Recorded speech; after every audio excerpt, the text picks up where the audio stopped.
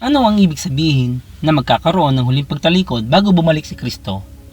Ikalawang Tesalonica 2:3. Isinulat ni Pablo ang Ikalawang Tesalonica sa isang bahagi upang mag-alok ng eschatological na paglilinaw matapos mali ang pagkaunawa ng ilan sa kanyang mga mambabasa na ang araw ng Panginoon ay malapit na sa kanila. Ikalawang Tesalonica 2:1-2. Bahagi ng paglilinaw na iyon ang isang pahayag na binibigyang kahulugan ng marami bilang paghula ng isang malaking paghihimagsik bago bumalik si Kristo. Ganito ang sabi ng Ikalawang Tesalonica 2:3. Huwag kayong magpapadaya kanino man sa anumang paraan. Hindi darating ang araw ng Panginoon hanggat di pa nagaganap ang huling paghihimagsik laban sa Diyos at ang paglitaw ng suwail na itinakda sa kapahamakan. Sa kanyang unang liham sa mga taga-Tesalonica, pinuri ni Pablo ang mga mananampalataya para sa kanilang pananampalataya, pag-asa at pag-ibig. Ikalawang Tesalonica 1:2-3. At hinamon sila na maging higit pa. Unang Tesalonica 4:1-10.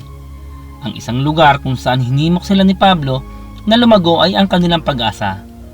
Upang matulungan iyon, itinuro sa kanila ni Pablo ang tungkol sa muling pagkabuhay na mangyayari kapag tinipon ng Panginoon ang mga mananampalataya sa mga ulap at ang mga patay kay Kristo ay muling binuhay.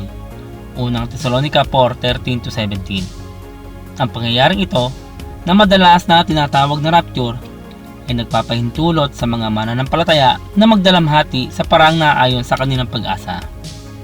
Pagkatapos ng rapture, ipinaliwanag ni Pablo ang araw ng Panginoon ay darating.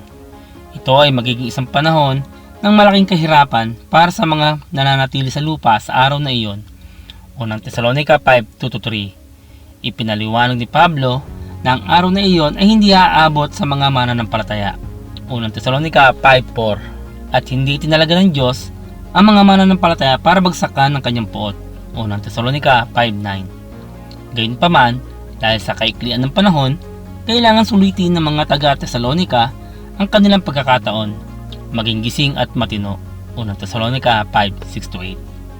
Maliwanag na mali ang pagkaunawa ng mga taga-Tesalonica sa panahon ng araw ng Panginoon, gaya ng naakala ng ilan na dumating na sa kanila ang araw ng Panginoon. Ikalawang Tesalonica 2:1-2.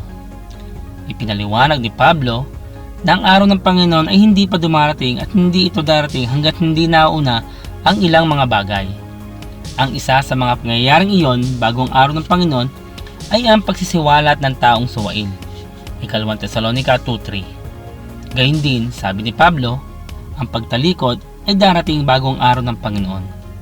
Marami ang nakaunawa mula sa pahayag na ito na bago bumalik si Kristo, maraming tao ang tatanggi sa pananampalataya at maghihimagsik laban sa Diyos. Ginamit ni Pablo ang salitang Griego na apostasiya sa Ikalawang Tesalonica 2:3. Kaya ang apostasya ay isang mahusay, literal na pagsasalin. Ang salitang Griego ay nangangahulugang mahiwalay sa o tumayong hiwalay sa. Ginamit ni Pablo ang parehong salita sa unang Timoteo 4 nang ipaliwanag niya na sa mga huling araw ang mga tao ay tatayo sa o lalayo sa pananampalataya at susunod sa iba't ibang uri ng kasinungalingan. Unang Timoteo 4:1-3. Kaya magkakaroon ng paninindigan na hiwalay sa pananampalataya o isang malaking pagtalikod bago bumalik si Kristo. Lalong lalala ang kasamaan. Ikalawang Timoteo 3:13. Maaring ito ang tinutukoy ni Pablo sa Ikalawang Tesalonica 2:3. Sa kabilang banda, maaaring tinutukoy ni Pablo ang paglisan ng simbahan, ang pagdagit. Inulit ni Pablo na ang apostasiya ay darating bago ang araw ng Panginoon. At maaaring tinutukoy niya ang iglesia na nakatayong hiwalay o aalis bago bumagsak ang paghuhukom.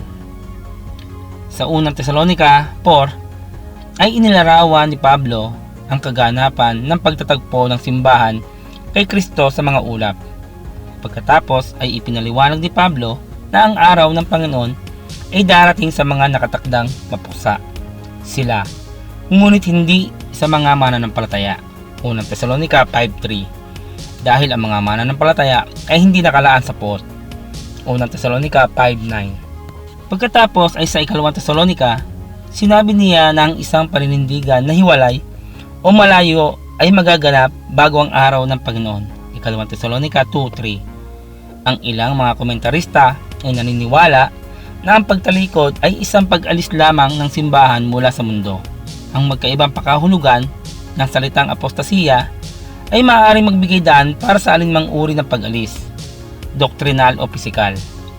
Ang malaking pagtalikod bago bumalik si Kristo ay maaaring tumutukoy sa kasamaan ng sangkatauhan o sa pisikal na pag-alis ng mga mananampalataya bago ang araw ng Panginoon. Salamat po sa inyong panonood, at kung kayo po ay napagpala ng video ito, huwag po kayo mahiya na ito ibahagi po sa inyong mga kaibigan, kamag-anak. Hanggang sa muli po.